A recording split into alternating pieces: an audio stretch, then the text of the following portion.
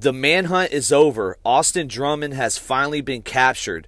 After killing 4 people and abandoning a baby on a lawn, this dude went on the run and police have finally captured him. 4 other people have also been arrested for helping him, and I bet you they feel real stupid now because inevitably he got caught too. Now, last night we got footage of him circling and walking around a church that was unoccupied at the time, and he had an AR-15 and camo on. Now, they actually captured him alive, and I'm very surprised because I figured he was going to go out with a fight. He was going to be like, I'm not going back. This dude has served a long time in prison, but again, he's institutionalized, so he might want to go back. He was living like a king in prison with all the pictures we've seen, all the commissary. This dude is a high-ranking vice lord, a white vice lord. And people in the comments like, that's impossible. No, it's very, very possible, and that's what he is. It's just facts. Now, his girl was a corrections officer, and that's all her family that was murdered. But we really don't know what happened.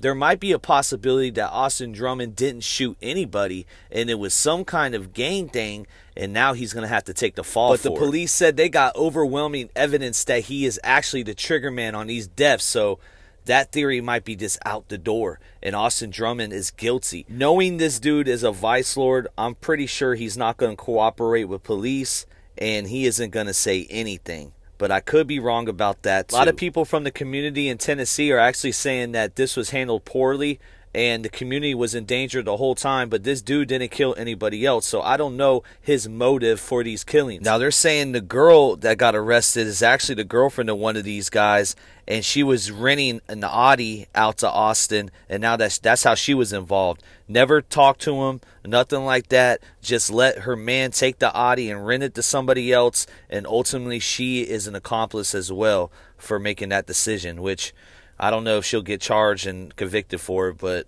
as of right now, 4 people have been arrested for helping this dude, and they're all black. This dude is obviously in a black organization. I think y'all could put 2 and 2 together on that. But if you haven't heard him talk, I'm going to play his parole hearing again so you can hear how many things that he actually got in trouble for: robbing a gas station, tampering with evidence, intimidating witnesses, all that jazz, right? And let me know in the comments what you think the theory or conspiracy is around this case, or is just cut and dry, and what do you think the motive is. New Age Plug, you did it again. I have detained, but no pending charges. Okay, what is your detainer for? I have I have to serve 6 months in the county jail for vandalism. All right, hang on just a second. Let me update that. That's out of Madison County? Yes, sir. Class B for aggravated robbery, and then 13 Class E's for retaliation for past action, all of those out of Madison County. Is that correct? Yes, sir. All right. I'm showing this is your initial parole hearing. You've not had any before now, correct? Correct. And your most recent strong R assessment was done in June of this year. You were scored as high for violent with pathways of mild substance use, interpersonal skills, and vocational. I'm showing you've been locked up about 83 months since August of 2013. Is that right? Yes, sir. I'm showing your present custody level as maximum. Yes, sir. And you reported juvenile convictions for, well, these convictions here, you were juvenile, correct? Yes, sir. I was 16. All right. Any other juvenile convictions other than these 14 here? I have some misdemeanor weed possessions and some trespassing charges, stuff like that. Drug paraphernalia. No felonies. Of course, no adult felony convictions, no supervision experience. I'm showing the highest grade you completed was 10th. No military experience, I'm assuming? No, sir. All right. And what programs have you completed this incarceration? Pro-social? Anything else? No, sir.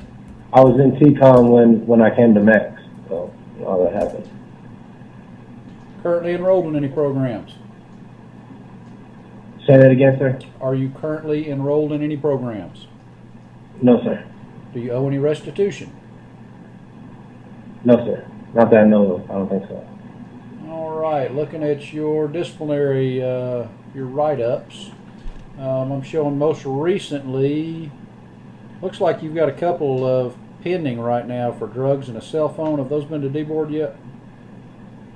No, those haven't been handled yet. All right, and then we'll That's skip good. on to the ones that have. I'm showing May of this year a Class A for possession of a deadly weapon, Class A for assault with that weapon, also a Class B for refusing or altering a drug test. March of this year showing a Class A for security threat group activity, as well as a Class A for refusing to participate. Also have multiple others. Looks like you've had about 27 incidents in total. 7 of them Class A, 7 Class Bs. We've had threats, deadly weapons, violation of state law, drugs, and etc. Does that sound right? Yes, sir. Anything you want to say, any statements you want to make about your discipline? Yes, sir. These past few months, the assault and the deadly weapon, it came after it was self-defense. I was almost beat to death. That's where that came from. But before those recent ones, I went almost 2 years without any disciplinary.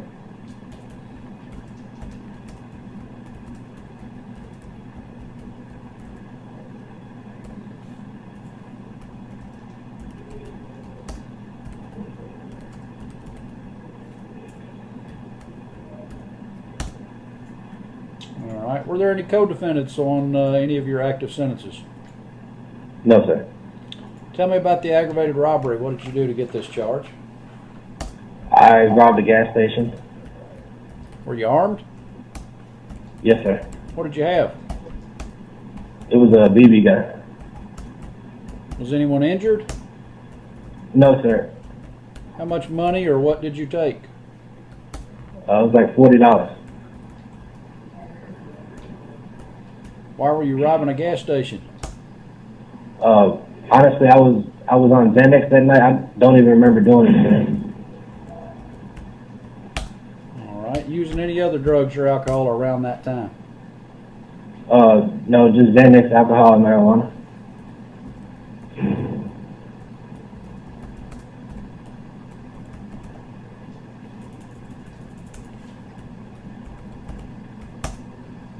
All right, and then you've got 13 counts of retaliation for past action. Tell me about this.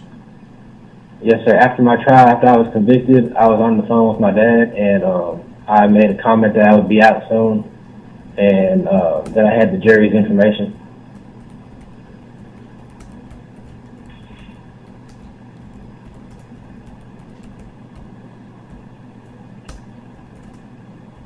So you made threats to go after them?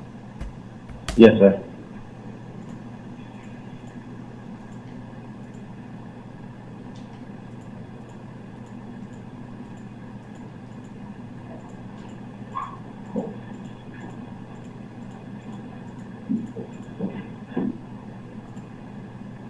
All right, I am showing there is confidential opposition statements in your file, as well as letters of opposition from the District Attorney Jody Pickens' office that is strongly opposed to your parole based on the violent aggravated robbery, as well as the threats made to harm the victim and the jurors after the trial.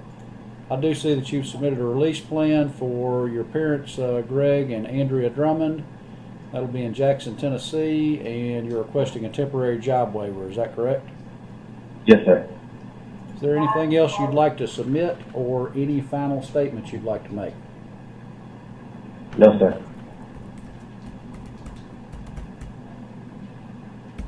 Give me just a few minutes. Let me look over your file, and I will have your recommendation shortly, okay? Thank you. Incarceration. I'm going to recommend that you be declined for adverse effect on discipline, also for seriousness of offense based on the aggravated robbery with a firearm and those threats to the victims and jurors, and also consider you to be high risk based on your behavior this incarceration, including your custody level and removal from programs. I'm going to recommend that you be placed on a review docket in 3 years for July of 2023. Do you understand my recommendation? Yes, sir. Do you have any questions? No, sir. This hearing is now concluded, 1:19 p.m. Good luck to you, Mr. Drummond. Thank you. You're welcome.